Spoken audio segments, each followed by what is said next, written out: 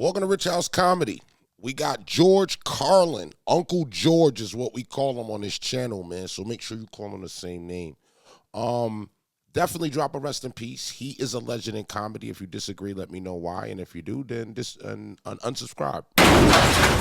We're going to get into a war on homelessness.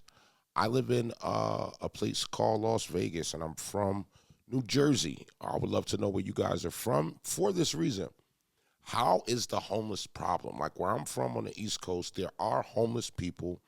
They are moved a lot. Even if they have mental problems, eventually somebody stops and deals with them.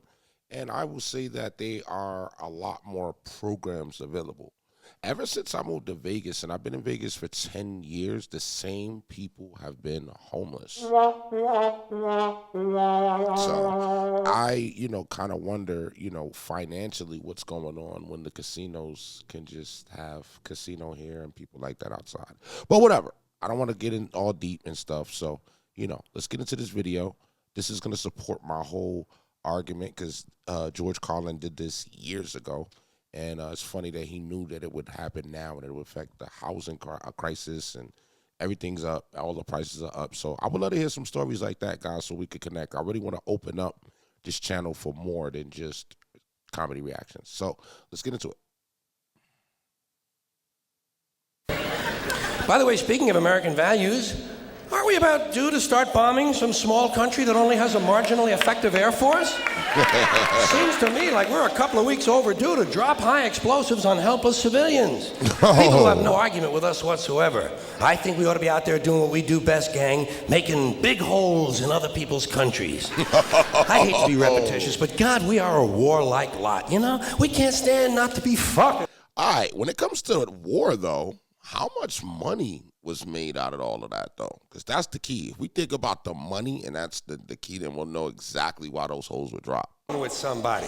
We couldn't wait for that Cold War to be over, could we? Just couldn't wait for that Cold War to be over so we could go and play with our toys in the sand. Go play with our toys in the sand. And while we're not invading some sovereign nation or setting it on fire from the air, which is more fun, then we're usually declaring war on something here at home. Did you ever notice that? We love to do that, don't we? We love to declare war on things here in America. Anything we don't like about ourselves, we have to declare war on it. Don't do anything about it, but we just declare war on it.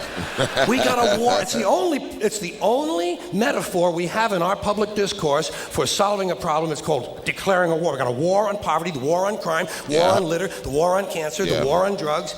But you ever notice there's no war on homelessness, is there? Nah. No war on homelessness. You know why? There's no money in that problem. Wow. There's no money in that problem. Nobody stands. It's true. Nobody stands to get rich off of that problem. You could find a solution to homelessness where the corporate swine and the politicians could steal a couple of $1 million each. You'd see the streets of America begin to clear up pretty goddamn quick. I'll guarantee you that. I agree with George 100% because I'm in Vegas, bro. I can see it with my own two eyes. There is so much money in that casino that they can literally feed the homeless on the street. Guarantee you that. Now, so I got an idea for homelessness. You know what they ought to do? You know what they ought to do? Give the homeless their own magazine. Give them their own magazine. It would make them feel better, for one thing. That's a sure sign of making it in this country. Every group in this country that makes it and arrives at a certain level has its own magazine. You have Working Mother magazine, Black Entrepreneur magazine, Hispanic Business magazine. In fact, any activity engaged in by more than 4 people in this country has got a fucking magazine devoted to it. Skydiving, mountain climbing, snowmobiling, backpacking, bungee jumping, duck hunting, shooting someone in the asshole with a dart gun, jerking off. They probably have a magazine for that. I'm sure they have. I know they have a magazine. Walking. There's actually a fucking magazine called Walking. Look, Dan, the new Walking is out. Oh, my God. Here's a good article, putting one foot in front of the other. Give them their own magazine. Give the homeless their own magazine. You know what you call it? Better Crates and Cartons. Wow. Then when they get finished reading it, they can use it to line their clothing.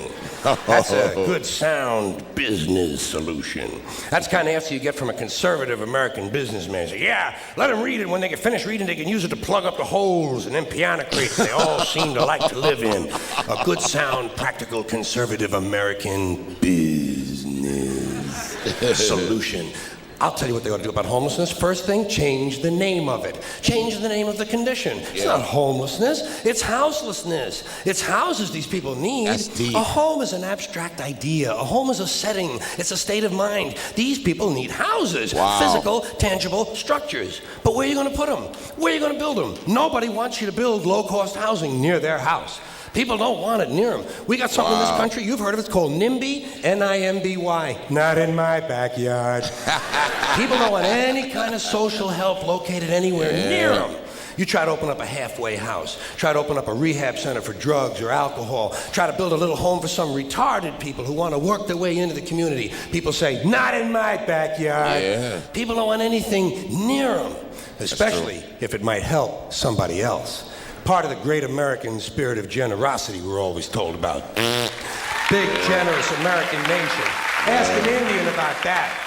Ask an Indian how generous this country is. If you can find one, you got to locate the Indian first. We've made him just a little difficult to find. Or if you need current data, select a black family at random and ask them how generous this country has been. Wow. People don't want anything near them, even if it's something they believe in, something they think society needs, like prisons. Everybody wants that, right? Everybody wants more prisons. That's the new answer to all of our problems. Lock a lot of motherfuckers up. Crazy. Everybody wants more prisons. They should build more prisons. But not here. Well, why not? What's wrong? What's the problem? What's wrong with having a prison in your neighborhood? Would seem to me like it would make it a pretty crime-free area, don't you think? You think a lot of crackheads and muggers and pimps and hookers are going to be hanging around in front of a fucking prison? Bullshit, they ain't coming anywhere near it. What's wrong with these people? All the criminals are locked up behind the walls, and if a couple of them do break out, what do you think they're going to do? Hang around? I lived in New Jersey, and I visited Rahway before, and Rahway, there's a big prison there, and there's crime there. I mean, it's not a lot of crime, but there's crime there. Check real estate trends? Bullshit. They're fucking gone. That's the whole idea of breaking out of prison, is to get the fuck as far away as you possibly can. Not in my backyard. People don't want anything near them. Except military bases. They don't mind that, do they? No, they like that. Give them an army base. Makes them happy. Why? Jobs. Jobs. Self-interest. Even if the base is loaded with nuclear weapons, they don't give a fuck. They say, well, I'll take a little radiation if I can get a job. Working people have been fucked over so long in this country, those are the kind of decisions they're left to make. That's deep. I got just a place for low-cost housing. I have solved this problem. I know where we can build housing for the homeless. Golf courses. Wow. Perfect. Golf courses. Wow. Just what we need. Plenty of good land in nice neighborhoods, land that is currently being wasted on a meaningless, mindless activity engaged in primarily by white, well-to-do male businessmen. I like golf. I play golf with my son. If you know what I mean? If you're a parent, hashtag parent gang in the comments. I play golf with my son, so it's not corny to me. Who use the game to get together to make deals to carve this country up a little finer among themselves. I am getting tired. Really tired. Yeah, that's a good point. I am getting tired of these golfing cocksuckers in their green pants and their yellow pants and their orange pants and their precious little hats and their cute little golf carts. It is time to reclaim the golf courses from the wealthy and turn them over to the homeless. Golf is an arrogant, elitist game, and it takes up entirely too much fucking room in this country. Too much fucking room in this country. I want to speak on that, because to say that is to say that, like, a lot of the golf courses, for people that don't know, and y'all tell me if I'm right or wrong in the comments, golf courses are really paid for, they're designed and stuff, but they're paid for by people. The public ones are paid for by the people, and then the private ones are paid for by fees.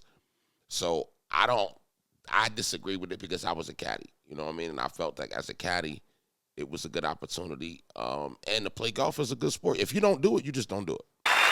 It is It is an arrogant game on its very design alone. Just the design of the game speaks of arrogance. Think of how big a golf course is. The ball is that fucking big. What do these pin-headed pricks need with all that land? There are over 17,000 golf courses in America. They average over 150 acres apiece. That's over 3 million acres. That's 4,820 square miles. You could build 2 Rhode Islands and a Delaware for the homeless on the land currently devoted to this meaningless, mindless, arrogant, elitist, racist. There's another thing. The only blacks you'll find in country clubs are carrying trays. Yeah. And a boring game. For boring people. Yeah. Do you ever watch golf on television? It's like watching flies fuck. And a mindless game. Mindless. Think of the intellect. Think of the intellect it must take to draw pleasure from this activity. Hitting a ball with a crooked stick and then walking after it. And then hitting it again. I say, pick it up, asshole. You're lucky you found the fucking thing. Put it in your pocket and go the fuck home. Go the fuck home. You're a winner. No. No chance of that happening. Dorco in the plaid knickers is going to hit it again and walk some more. Let these rich cocksuckers play miniature golf. Let them fuck with a windmill for an hour and a half or so. See if there's any real skill among them. Now, I know there are some people who play golf who don't consider themselves rich. Fuck them. And shame on them for engaging in an arrogant, elitist pastime. Hey, here's another place we could put some low-cost housing: cemeteries.